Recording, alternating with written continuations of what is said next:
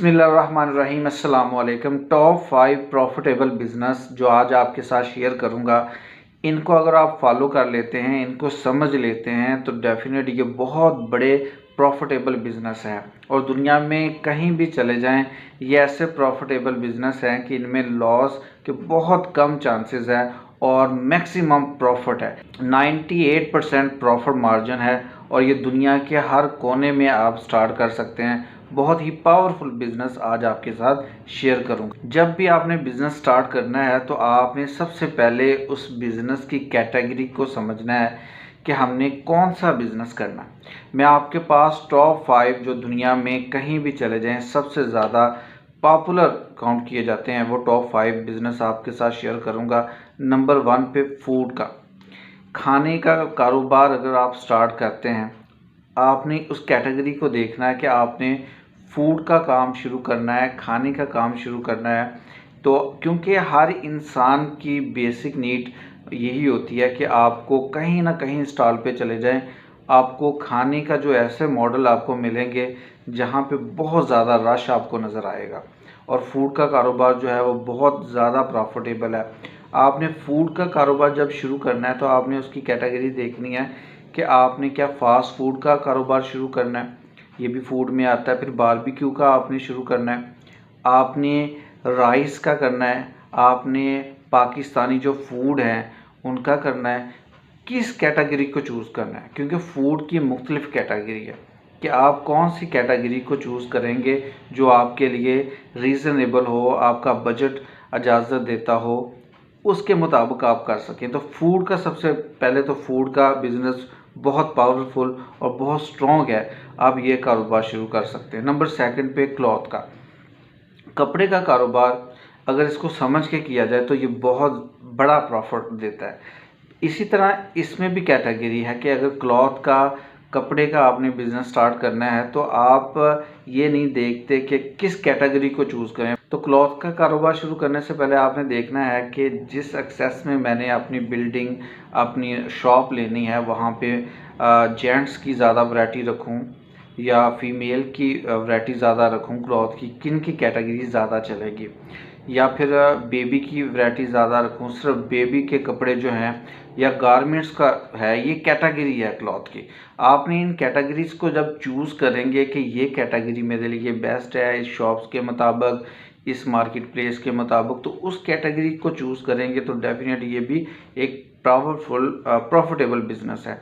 Number 3 पे फिर property का बिजनेस आता है। अब प्रॉपर्टी में भी कैटेगरी आती है कि प्रॉपर्टी का आपने शुरू करना है कि आपने कंस्ट्रक्शन खड़ी करने के लिए एक बिज़नेस बनाया है कि मैंने जस्ट प्रॉपर्टी में एक मकान ले लिया, फिर सेल कर दिया, दूसरा मकान ले लिया, उसको सेल कर लिया, ये काम करना चाहता हूँ या कंस्ट्रक्शन करना चाहता हूँ।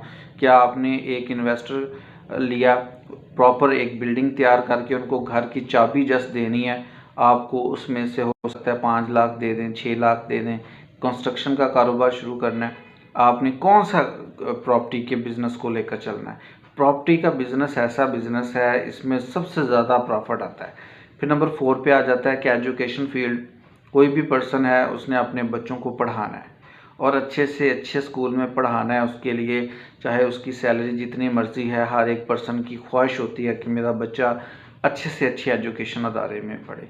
तो एजुकेशन का आप अदारा बना सकते हैं, आप एक स्कूल बना सकते हैं, प्री स्कूल से स्टार्ट कर सकते हैं जो 2 से 3 लाख में स्टार्ट हो सकता है आपका स्कूल। आपने एक स्कूल से स्टार्ट लेना है, आपने एक कॉलेज बनाना है या आपने कोर्सेज टेक्निकल का एक एजुकेशन का अदारा बनाना है।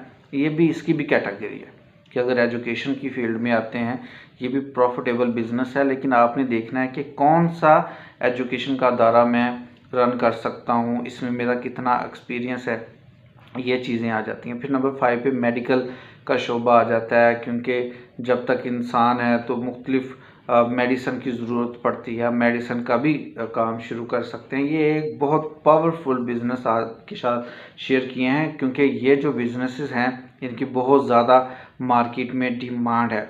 अब ये कैटेगरी नंबर 1 पे तो आपको ये कैटेगरी देखना होगी कि अगर कैटेगरी आप देखेंगे कि हर एक कैटेगरी, हर एक बिज़नेस मॉडल का एक कैटेगरी है, आपने कौन से बिज़नेस को लेकर चल सकते हैं। फिर नंबर सेकंड पे बात आ जाती है कि आपने एक प्रॉफिटेबल बिज़नेस स्टार्ट करना है, उसमें आपका एक्सपीरियंस होना चाहिए।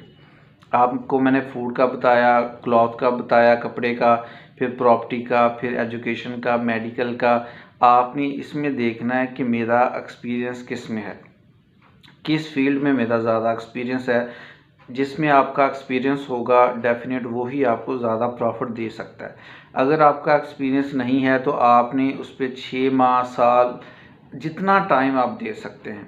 अगर आप कम टाइम दे सकते हैं तो 1 माह में आप मुकम्मल उसका एक्सपीरियंस लें, आप उस फील्ड के साथ अटैच हों, आपको पता चले कि अगर कपड़े का काम कर रहे हैं तो कपड़ा वो कहाँ से लेकर आ रहे हैं, कहाँ से कम प्राइस में हमें मिल रहा है, फैसलाबाद से कम प्राइस में मिल रहा है, लाहौर से, कराची से कहाँ से कम प्राइस में आ रहा है। और आपने ये देखना होता है कि किस में ज़्यादा मार्जिन है, क्या जेंट्स में ज़्यादा मार्जिन है या गारमेंट्स में ज़्यादा मार्जिन है।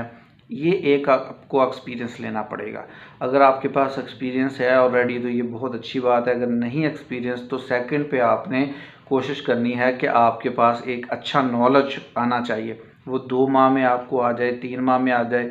आप जिस फील्ड में भी लगना चाहते हैं उस फील्ड के साथ जाके अटैच हों, मुकम्मल नॉलेज हासिल करें, फिर उस कारोबार को शुरू करें।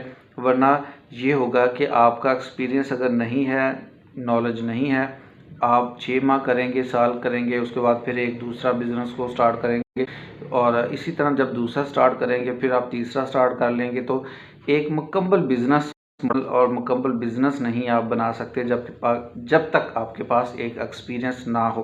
नंबर 3 पे लास्ट पे आपने ये देखना है कि मैंने जो भी कारोबार शुरू कर वो किस प्लेस पे होना चाहिए, किस मार्केट में होना चाहिए और मार्केट में उसका गैप है।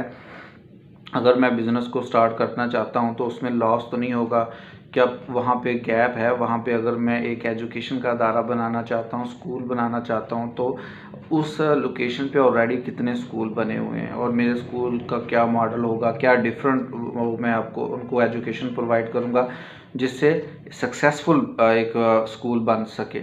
और इन्वेस्टमेंट का ख़ास ख्याल रखना है कि मेरे पास अगर इन्वेस्टमेंट है उस इन्वेस्टमेंट के मुताबिक ही मैं उस बिज़नेस मॉडल को लूँ।